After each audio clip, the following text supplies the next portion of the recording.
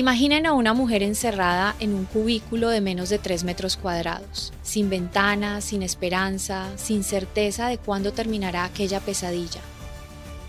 Esa imagen que circula estos días en redes, la de Ghislaine Maxwell en su celda, no es solo un recordatorio de cómo termina la complicidad con el crimen, es un espejo. Porque en algún lugar, en condiciones similares o peores, Nicolás Maduro y Cilia Flores enfrentan hoy la realidad que tanto evitaron, la misma soledad, la misma incertidumbre, el mismo silencio aplastante. Pero mientras ellos cuentan las horas entre cuatro paredes, afuera, en las calles de Venezuela, algo se está rompiendo, y no hablo de vidrios ni de barricadas. Hablo de algo mucho más profundo, se está quebrando el miedo. Ese miedo que durante más de 2 décadas fue el arma principal del chavismo, ese instrumento invisible que mantuvo a millones en silencio, ese candado oxidado que hoy, frente al helicoide, un grupo de madres decidió reventar con sus propias manos. Lo que viene a continuación es una radiografía completa de lo que está ocurriendo en Venezuela en estas horas cruciales y créanme, hay información aquí que va a cambiar la forma en que ustedes entienden esta transición. Bienvenidos a Punto de Quiebre al Minuto, yo soy Laura Salazar y esto apenas comienza. Arranquemos por donde hay que arrancar. Este sábado 7 de febrero, familias enteras de presos políticos lograron algo que no tiene precedentes. Rompieron el cerco policial que custodiaba la entrada principal del helicoide, ese centro de detención que durante años funcionó como una máquina de tortura institucionalizada. No llegaron con armas, no llegaron con violencia, llegaron con pancartas, con fotos de sus hijos, con la voz quebrada pero firme, gritando una consigna que retumbó en cada esquina. Justicia, justicia, justicia, libertad. Todos son inocentes, ninguno delincuente. Caminaron de forma simbólica hasta la puerta misma del recinto. El régimen respondió colocando autobuses y tanquetas para bloquear el acceso, pero lo notable, lo verdaderamente revelador, es lo que no hicieron. No hubo gases lacrimógenos, no hubo perdigones, no hubo la brutalidad desmedida que caracterizó cada protesta de años anteriores. Y esa ausencia de represión salvaje dice mucho más que cualquier comunicado oficial. Ahora bien, deténganse un momento y reflexionen sobre esto porque aquí hay una señal que no podemos ignorar. ¿Por qué un aparato represor que durante años aplastó sin misericordia cualquier manifestación de descontento ahora se limita a poner camiones como barrera? La respuesta tiene nombre y apellido. Se llama presión internacional, se llama Estados Unidos con los ojos clavados en cada movimiento. Se llama Operación del 3 de enero, esa intervención que sacó a Maduro de Miraflores y que dejó claro que Washington no está jugando. Y hablando de Washington, precisamente este sábado se registró una actividad militar norteamericana que merece toda nuestra atención. 2 aviones cisterna de la clase Boeing KC-46A Pegasus, pertenecientes a la Fuerza Aérea estadounidense, estuvieron operando durante más de 5 horas consecutivas sobre el Caribe, específicamente en el espacio aéreo de Maiquetía. Su misión era reabastecer en pleno vuelo a aeronaves de combate, 5 horas frente a las costas venezolanas. Eso no es una casualidad, no es un ejercicio rutinario, no es un paseo dominical, es un mensaje directo, contundente, sin necesidad de traducción. Les pregunto algo y quiero que lo piensen con honestidad. ¿Creen ustedes que si el chavismo ordena una represión masiva contra civiles desarmados, Estados Unidos se va a quedar de brazos cruzados después de enviar esa señal? Déjenme su respuesta en los comentarios porque este punto es fundamental para entender lo que viene. El mensaje de esos aviones cisterna es cristalino. Lo que ocurrió la madrugada del 3 de enero puede repetirse. ¿Cuántas veces sea necesario? Y el chavismo lo sabe. Por eso ahora juegan a ser demócratas, por eso ahora hablan de reconciliación, por eso Delcy Rodríguez aparece ante las cámaras con un discurso que suena casi irreconocible viniendo de quien viene. Pero no nos dejemos engañar por el maquillaje, porque debajo de esa nueva fachada el mismo monstruo sigue respirando. Hablemos de lo que dijo Delcy Rodríguez en las últimas horas, porque su declaración merece ser analizada con lupa. La vicepresidenta de facto anunció que la Asamblea Nacional aprobó en primera discusión, supuestamente por unanimidad, una ley de amnistía. Según sus palabras, esta legislación busca servir como instrumento de paz y reconciliación, invocando nada menos que el espíritu de Simón Bolívar, de Hugo Chávez y del propio Maduro. Qué conveniente, ¿verdad? Invocar al libertador en la misma oración que al hombre que destruyó todo lo que Bolívar soñó. Pero lo verdaderamente peligroso no está en la retórica vacía, está en la letra pequeña. Juristas de alto nivel en Washington, colaboradores cercanos a este equipo de investigación, advirtieron desde el momento mismo en que se anunció esta ley algo que hoy se confirma con absoluta claridad. Esta ley de amnistía no está diseñada exclusivamente para liberar inocentes, está siendo arquitectada también para blindar a los propios verdugos. Es el mismo patrón que hemos visto en Colombia con el proceso de paz en Irak, en Siria, en Afganistán, en el Congo. Los criminales de siempre utilizan estas reformas legales como un chaleco antibalas jurídico cuando sienten que la transición es inevitable. Hay una frase que retumba con fuerza en este contexto: quien desconoce la historia está sentenciado a revivirla. Y Venezuela no puede darse el lujo de repetir los errores que otras naciones pagaron con décadas de impunidad. No podemos permitir que quienes arrancaron uñas en el helicoide, quienes asfixiaron prisioneros con bolsas plásticas rociadas de insecticida, quienes golpearon cabezas con sacos llenos de clavos, terminen sentados en un escaño legislativo como si nada hubiera ocurrido. Y aquí necesito que escuchen un testimonio que estremece hasta los huesos. Lewin Pérez, expreso político del helicoide, describió su experiencia con palabras que ningún guión podría inventar. Dijo textualmente que ese lugar fue el único sitio en el planeta donde le rogó a otro ser humano que le quitara la vida. Imaginen el nivel de sufrimiento necesario para que un hombre prefiera morir antes que soportar un minuto más de tortura. Describió cómo le arrancaron las uñas de los pies sin contemplación alguna, cómo las torturas iban desde la asfixia controlada hasta golpizas diseñadas para destrozar el cuero cabelludo. Dijo que salir con vida de ahí fue un milagro, porque muchos no lograron contarlo, y cerró con una sentencia demoledora. Ese infierno es lo más cercano a estar muerto en esta tierra. No se lo deseo ni a mi peor enemigo. ¿Y ahora Jorge Rodríguez pretende que olvidemos todo esto con un abrazo fabricado para las cámaras? ¿Veamos cómo se desmoronó su circo?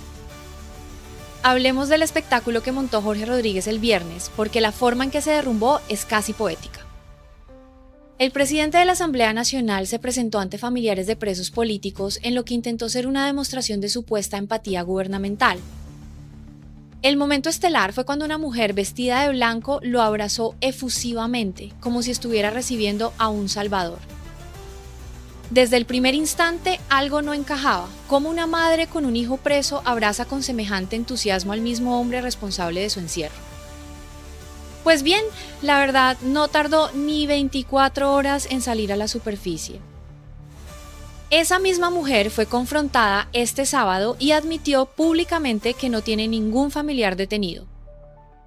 Ninguno, cero. Reconoció haber visitado el lugar en 3 ocasiones, pero negó tener vínculo alguno con los presos políticos. Cuando se le preguntó directamente por qué el día anterior había afirmado tener un hijo preso, la contradicción fue tan evidente que no hubo forma de sostener la mentira. Además, intentó acusar a organizaciones no gubernamentales de haberle pagado, acusación que fue desmentida de inmediato por los propios familiares presentes, quienes confirmaron que dichas organizaciones han trabajado de forma completamente gratuita y con absoluta ética profesional. El montaje de Jorge Rodríguez se cayó como un castillo de naipes en medio de un huracán. Pero seamos honestos, ¿alguien se sorprendió realmente? Este régimen lleva años fabricando realidades alternativas con la misma destreza con que destruye las reales. Ahora, permítanme hacerles otra pregunta directa, porque necesito saber qué piensan ustedes. Si el pueblo venezolano decidiera salir masivamente a protestar de forma pacífica, ejerciendo su derecho constitucional, ¿creen que Delcy Rodríguez se atrevería a ordenar una represión como las de años anteriores, sabiendo que Estados Unidos observa cada movimiento? Escriban su opinión, porque este debate es de todos. Y mientras el chavismo ensaya su nueva máscara, hay 2 nombres que siguen generando preguntas sin respuesta. 2 fichas clave que parecen haberse tragado la tierra. El primero es Alex Saab. Transcurridos ya varios días desde su captura, ni sus abogados en Italia ni fuentes oficiales han confirmado su ubicación exacta. El empresario colombiano que se convirtió en testaferro del régimen está siendo interrogado, y aquí se abre un escenario con 2 caminos posibles. Si decide cooperar con la justicia norteamericana, probablemente lo veamos pronto de regreso en territorio venezolano bajo algún tipo de acuerdo. Si se niega, las imágenes de su comparecencia ante tribunales estadounidenses serán cuestión de tiempo. El segundo nombre es aún más inquietante. El coronel Granco Arteaga, conocido como el carnicero de Maduro, ha desaparecido completamente del radar. Nadie sabe dónde se encuentra. ¿Lo tiene Estados Unidos? ¿Lo está escondiendo el propio chavismo para evitar que revele los horrores que ejecutó bajo órdenes directas?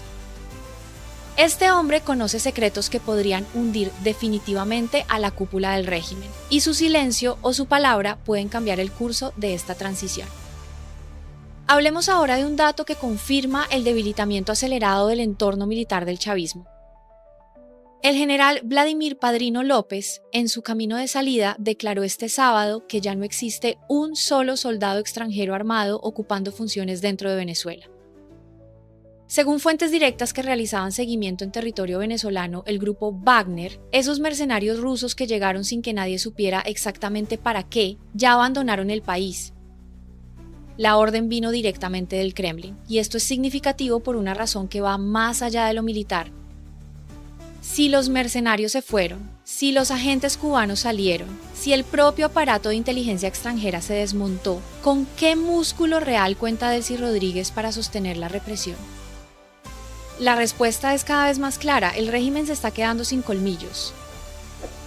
Y la gente lo percibe, lo huele en el aire, lo siente cada vez que una madre se planta frente al helicoide y nadie se atreve a tocarla. Pero cuidado. Subestimar al enemigo ha sido históricamente el error más costoso de la oposición venezolana.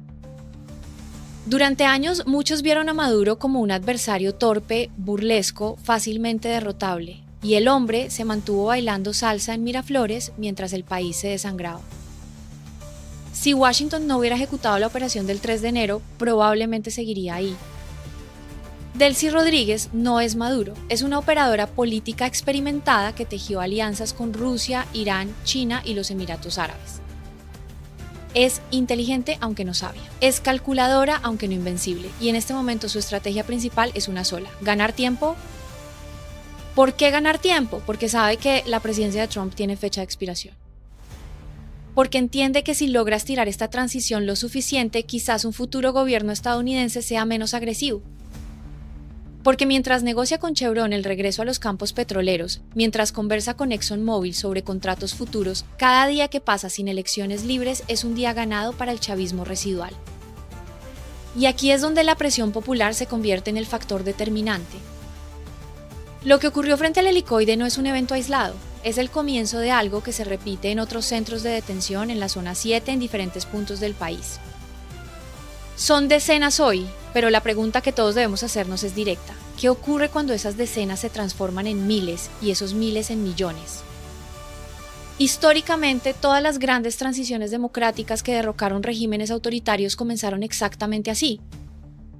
Con gestos pequeños pero simbólicos, con madres que se niegan a seguir llorando en silencio, con estudiantes que deciden que su futuro vale más que su miedo. Precisamente los estudiantes han convocado una movilización para el 12 de febrero. Esa fecha puede convertirse en un termómetro crucial para medir la reacción del régimen, represión o contención. Lo que decida el chavismo ese día enviará un mensaje definitivo tanto al pueblo venezolano como a la comunidad internacional. ¿Recuerdan las palabras de María Corina Machado? Permítanme traerlas a este espacio porque nunca fueron más relevantes que ahora. Cada venezolano nace libre. La libertad no es un privilegio que concede gobierno alguno, sino un derecho inherente a nuestra naturaleza humana. Ningún régimen, ningún sistema político, ninguna tiranía posee la capacidad de arrebatar lo que es divinamente nuestro. El derecho a la dignidad, a expresarnos sin cadenas, a construir, a imaginar y a prosperar como individuos libres. Y es precisamente esa libertad la que hoy se cocina a fuego lento en cada rincón de Venezuela, en cada asamblea ciudadana que antes hubiera sido impensable. Porque están ocurriendo cosas extraordinarias que merecen toda nuestra atención. En la parroquia Concepción del municipio Iribarren, Alfredo Ramos, exgobernador y exalcalde, lideró una asamblea de ciudadanos con la bandera venezolana ondeando al fondo. explicó públicamente las 3 fases del proceso de transición, empezando por la estabilización política, que implica el cese total de la represión, la persecución y el hostigamiento. Que nadie vaya preso por publicar un estado de WhatsApp crítico con el gobierno, que opinar deje de ser un delito. Esto, antes del 3 de enero, habría sido un acto suicida. Hoy es una realidad que se multiplica en diferentes estados del país. Y mientras los venezolanos dentro del país pierden el miedo, afuera los supuestos aliados del chavismo muestran su verdadera cara. Lula da Silva, el presidente de Brasil, fue confrontado por una periodista que le preguntó directamente si consideraba necesario hacer algo para que Maduro y Cilia Flores regresaran a Venezuela. La respuesta de Lula fue contundente en su frialdad. Esa, dijo, no es la preocupación principal. La prioridad ahora es que se restablezca la democracia en Venezuela. Las cuentas chavistas en redes sociales estallaron de indignación. Le recordaron a Lula que cuando él fue condenado y pasó 580 días preso, Maduro alzó la voz y movilizó al continente por su liberación. 8 años después, Lula ni siquiera menciona su nombre como prioridad. La lealtad tiene fecha de vencimiento en la política internacional. Pero Lula no es el único que le dio la espalda al chavismo en su hora más oscura. Vladimir Putin, el gran aliado, el socio estratégico, el protector de Moscú, lleva más de 30 días sin realizar una sola llamada a Delcy Rodríguez. Más de un mes de silencio absoluto desde el Kremlin. Petro, en su reunión con Trump, no pronunció una sola sílaba sobre Maduro. El chavismo descubre hoy lo que siempre supo, pero se negaba a aceptar. En geopolítica no existen amigos, existen intereses. Y cuando el barco se hunde, las ratas son las primeras en saltar. Les pregunto directamente, ¿creen ustedes que el aislamiento internacional del chavismo acelerará la democratización real de Venezuela o Delcy encontrará nuevos aliados para sostener el poder? Este debate me interesa enormemente, así que los invito a dejar su análisis en los comentarios. Ahora quiero hablarles de algo que descubrimos y que revela hasta qué punto el adoctrinamiento del régimen penetra en las capas más vulnerables de la sociedad. Delcy Rodríguez mostró en un video reciente un supuesto dibujo que un niño venezolano le habría regalado. Lo presentó como una muestra espontánea de cariño infantil. Pues bien, no era ningún dibujo original, era una plantilla impresa, un contorno prediseñado para colorear. Y tenemos la prueba. En una escuela de Venezuela, con el aula claramente visible al fondo, la profesora presente y un funcionario de la Guardia Nacional con chaleco púrpura supervisando, se les pidió a los niños que colorearan las figuras de Nicolás Maduro y Cilia Flores. Lean eso otra vez. Están utilizando las aulas escolares para adoctrinar niños con imágenes de un hombre actualmente detenido por narcotráfico y crímenes de lesa humanidad. Ningún niño en su sano juicio dibuja espontáneamente a un dictador. Los niños dibujan superhéroes, animales, a sus padres, el sol. Obligarlos a colorear el rostro de un criminal es una forma de abuso que debería horrorizar a cualquier persona con un mínimo de conciencia. Pero este régimen perdió la capacidad de horrorizarse hace mucho tiempo. Lo demuestran las historias que siguen apareciendo cada día, como la del venezolano que regresó al país después de 9 años en el exterior junto a su esposa para reencontrarse con sus hijos. 2 días después de pisar suelo venezolano, funcionarios de la Policía Nacional Antidroga de La Guaira intentaron secuestrarlos. No lograron llevárselo a él, así que se llevaron a ella. 2 días más tarde la presentaron ante un tribunal acusándola de portar 200 gramos de tusi. Una mujer que no había pisado Venezuela en casi una década, que pasó todos los filtros migratorios, madre de familia, 3 meses privada de libertad por un delito fabricado. Estas historias no son excepciones, son la norma de un sistema diseñado para aplastar a los ciudadanos y alimentar las arcas de funcionarios corruptos. También merece mención el testimonio del periodista Carlos Julio Rojas, quien tras ser liberado del helicoide relató cómo lo mantuvieron 35 días en un espacio diminuto conocido como Tigrito. Le retuvieron sus medicamentos, lo obligaron a convivir con ratas, un subdirector intentó agredirlo físicamente por generar conciencia, entre otros detenidos. Le advirtieron que lo golpearían con un bate de béisbol, y cuando finalmente salió, un tribunal de terrorismo le ordenó guardar silencio. Un periodista al que le prohíben hablar, para un comunicador, para un defensor de derechos humanos, el silencio forzado es otra forma de tortura. Y sin embargo, pese a todo ese horror, pese a cada cicatriz y cada trauma, la gente sigue saliendo. Y eso, señores, es lo que el chavismo jamás podrá derrotar. Porque el arma más poderosa en esta batalla no son los aviones cisterna sobre Maiquetía, aunque su presencia es vital.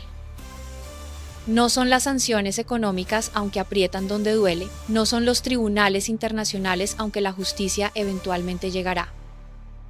El arma más poderosa, la que ningún mercenario ruso puede neutralizar, la que ningún agente cubano puede infiltrar, la que ninguna tanqueta puede detener, es el pueblo.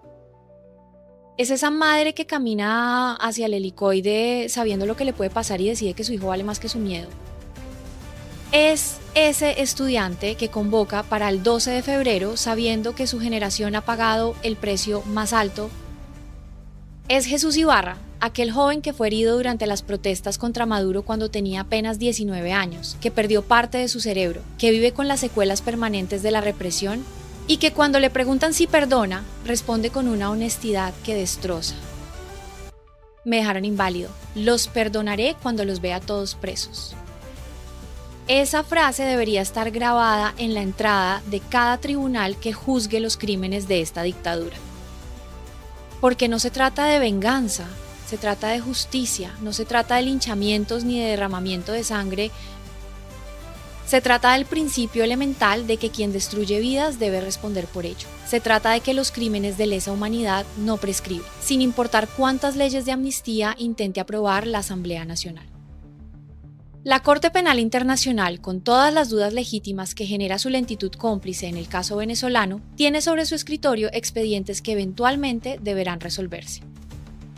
Y cuando ese momento llegue, ni Delcy, ni Jorge, ni Diosdado, ni ninguno de los arquitectos de esta maquinaria del horror podrá esconderse detrás de una ley fabricada a su medida.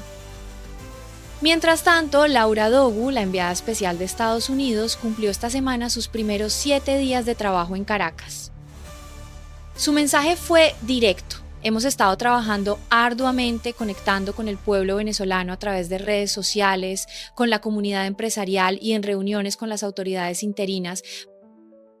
Hemos avanzado en el plan de 3 fases de la administración, pero nuestro trabajo apenas comienza. Apenas comienza. 2 palabras que el chavismo debería leer con detenimiento. Porque si apenas comienza el trabajo diplomático, imaginen lo que viene si deciden no cooperar. La verdadera oposición necesita estar presente en este proceso con la misma fuerza con que las madres se plantan frente a las cárceles. María Corina Machado debe ocupar el espacio que le corresponde dentro de esta transición. Los liderazgos locales, como el de Alfredo Ramos, deben multiplicarse en cada municipio, en cada parroquia, en cada comunidad. Porque si algo nos enseña la historia es que las transiciones no las regalan los tiranos, las conquistan los pueblos. Y Venezuela tiene hoy una coyuntura irrepetible, un dictador capturado, una comunidad internacional que observa, un aparato represor debilitado, aliados internacionales del chavismo en silencio, mercenarios que empacaron sus maletas.